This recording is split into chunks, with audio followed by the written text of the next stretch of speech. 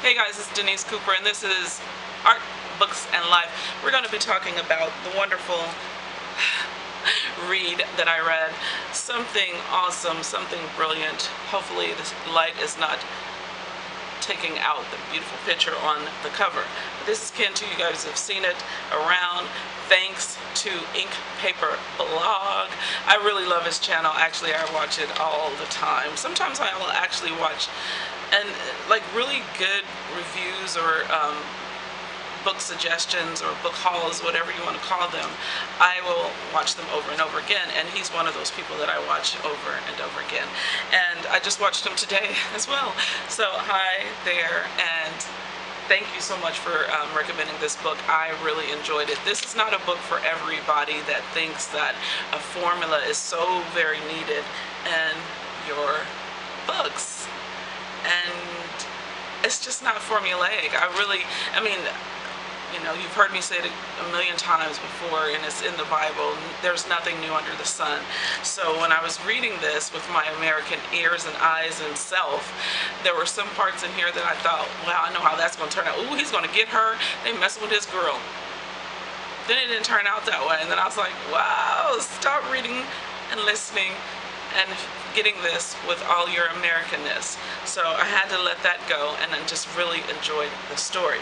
And a while ago when I was reading, or when I read White Tiger, maybe 2 or 3 years ago on this channel, and I came up with about 10 things that I really need to get from a book for it to be a 5-star, like who was I to rate a book, or for a 4-star, a 3-star, and so I kind of write down these kind of things all the time, and so the list just keeps moving on, but some things actually stay.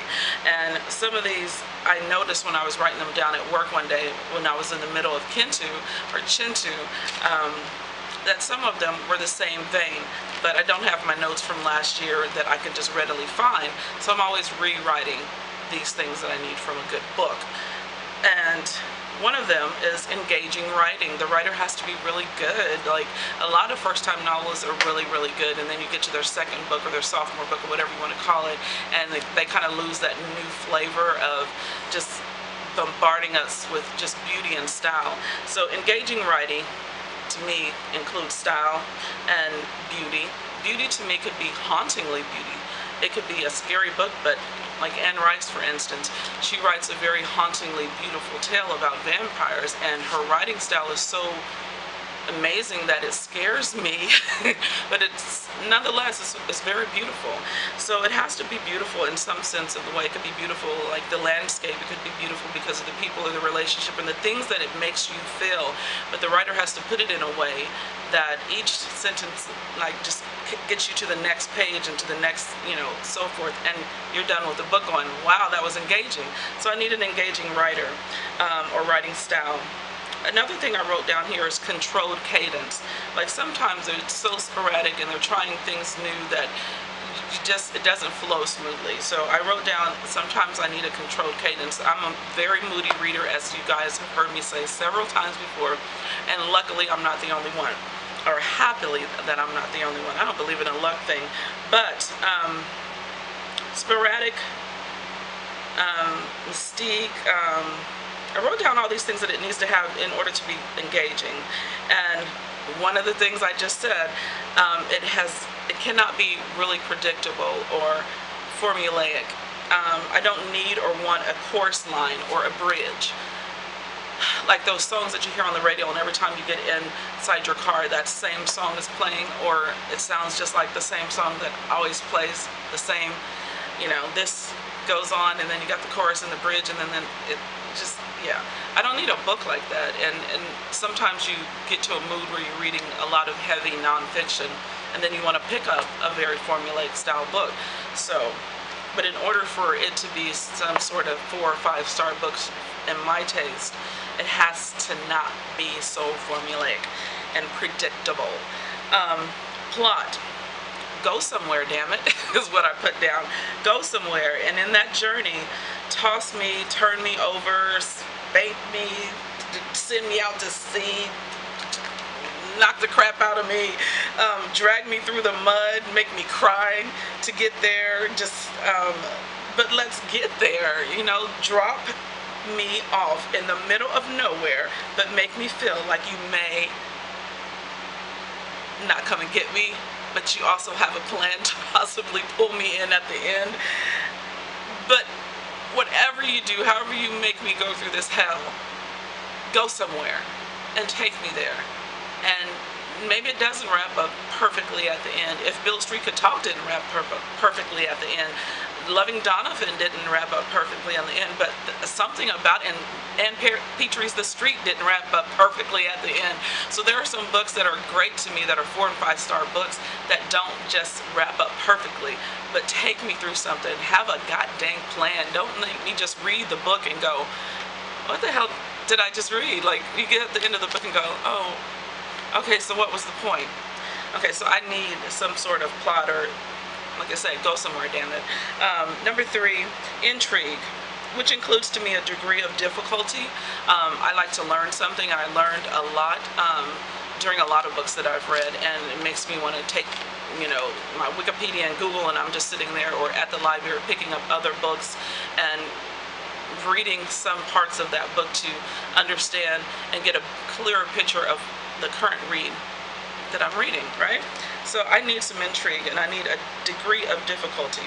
I also put down here, I want to, I want to learn something, which I just said. I can't read my own writing. Anyway, and then that was number 3? Wow, intrigue is number 3. Number 4, they're not in any particular order. These are just some things that I need to be able to really truly recommend and say, hey, this is a 4-star and 5-star read for me. And I'm a moody reader. You might not be in the mood for this, but when you get to it, slap that 4 or 5 star on it and recommend it to somebody else. And that's what I feel like whoever recommended this book to Ink and Paper blog, they got all of what I'm saying, yeah, in order to recommend that book so highly.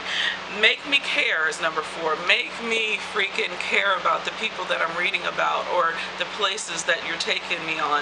Make me care. If you don't care as a writer, as a storyteller, then how do you expect me to care or anyone else to care? So I need to care about these people. I need to care, like when I get off of work and come home and my air conditioning is out like it is right now, to want to put all that heat aside and pick up the book and open it up and go, I don't care, I gotta read this book. I need to finish this. I need to figure out what's going on with Isaac or whomever and the story. So make me care. That's so important to me when I'm reading a book. And what else did I put on make me care? You can even make me cry, run amok with joy, curse you out as a writer. I have done that, and some of those books are some of my favorite books of all time. Make me feel something, or make me feel some type of way, make me want to, go there with you. You can even turn me on. It's okay, Eric Jerome Dickey. You can do that. Anyway, number 5, and this is the last one. Don't rush it because you have run out of creative juice, or you want to wrap it up very surprisingly at the end, like you just throwing everything in the mud, and then you also, in that rushing, you forgot about somebody that you made me care about. I have had that in a book going, like, what happens to that lady, like when she went off, like, I'm sorry, where did she go, and why come I'm not getting a proper ending to her story? Is your plan to come out with another book talking about her as the central character? Let me know something, and if it drops off in a good way, then okay, but don't just rush it. We readers know when a writer is rushing a book. Make me feel warm and fuzzy, piss me off, just don't patronize me. And that is the part of don't rush it. You can do all that at the end, even if it's a nice little romantic tie-up or what have you, that's fine, but sometimes you can even feel in that romantic tie-up or this gleeful moment at the end, or this really terrible moment at the end, that your writing style even changed at the end of the book versus all that captivating, engaging information that I just read and everything that you gave me. So I say all of that, and that was number 5, and I go on to talk about it a little.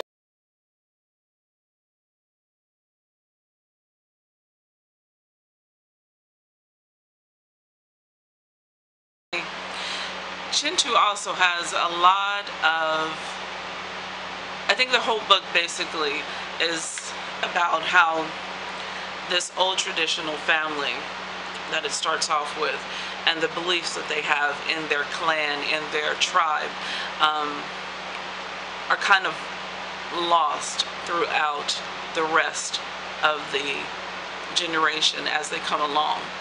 But then they're really not, because this twin episode that these families keep having throughout time, it's really engaging. It makes you feel like, wow, this, even no matter what you believe, you think, wow, this strain of belief, this whole system that they believe in, their whole makeup is traveling through their heritage by way of their family.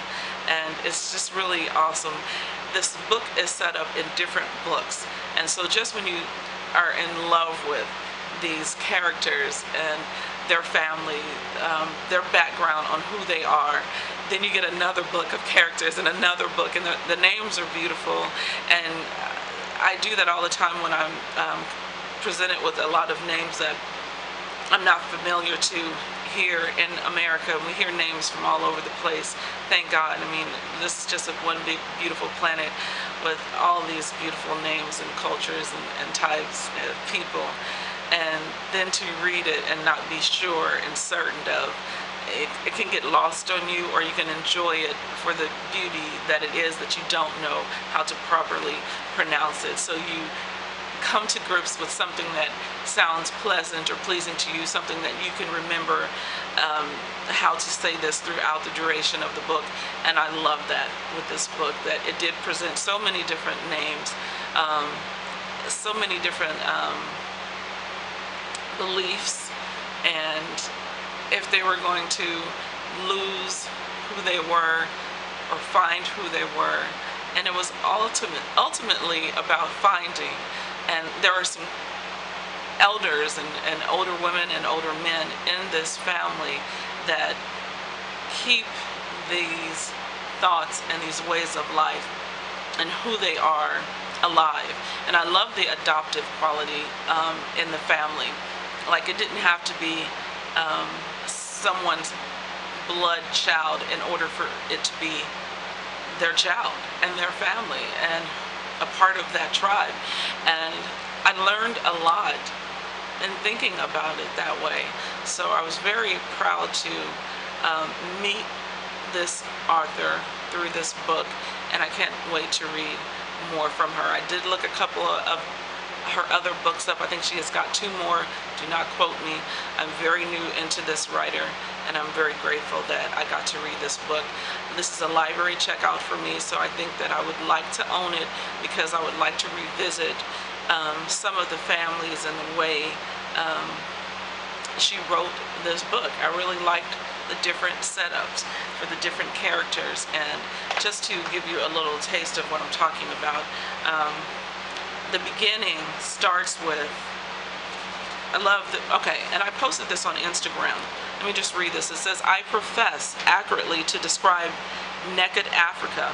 If the picture be a dark one, we should, when contemplating these sons of Noah, try and carry our mind back to that time when our poor elder brother Ham was cursed by his father and condemned to be the slave of both Shem and Japheth. For as they were then, so they appear to be now, a striking existing proof of the Holy Scriptures. John Hanning's Becky, 1863. And when I finished this book, I went back and I read this and thinking, this sums up the whole darn book. And I really like that. I know I just got corny for a second, but that summed up the whole book for me. I was like, what? And when you read it, that's not a spoiler. It's at the beginning of the book, okay?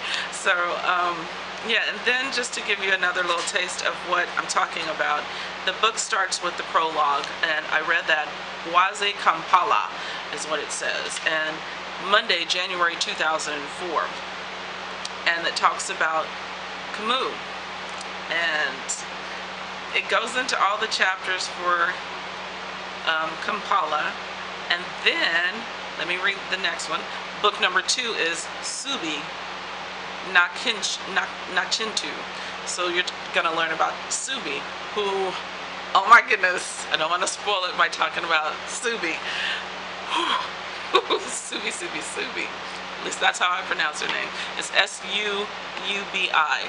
Subi, and hopefully you can see this. So there's book 2. And then there's book 4. I've skipped over book 3, so where is book 3? Book 3 starts right about here. Book 3 is about Kanani Kintu, or Kintu. And even though the introduction tells you how to say Kintu with a soft CH, Kintu, it's kind of hard to look at the K and not say Kintu, right? And that's possibly, again, the American in me. And then Isaac Newton Kintu is in book 4. Yeah, that was like one of my favorite parts. And so, and this book also reminded me of, being that it's broken up into telling you about the different family members and the different book settings, it reminded me of reading the Bone Clocks. And something that I totally loved about the Bone Clocks is the different vantage points of the characters, and then, you know, this book and this book, and it brings out some of the most amazing characters when the writers do it that way. So I really liked the book, obviously, right? And I did love the end. I loved how it came together. I liked how the writer kept me just thinking that this is just not an ordinary formulaic type of family. This is some raw, real. This is new meets old ideas. I enjoyed it, and I hope you will too. That's enough of that. Bye, you guys.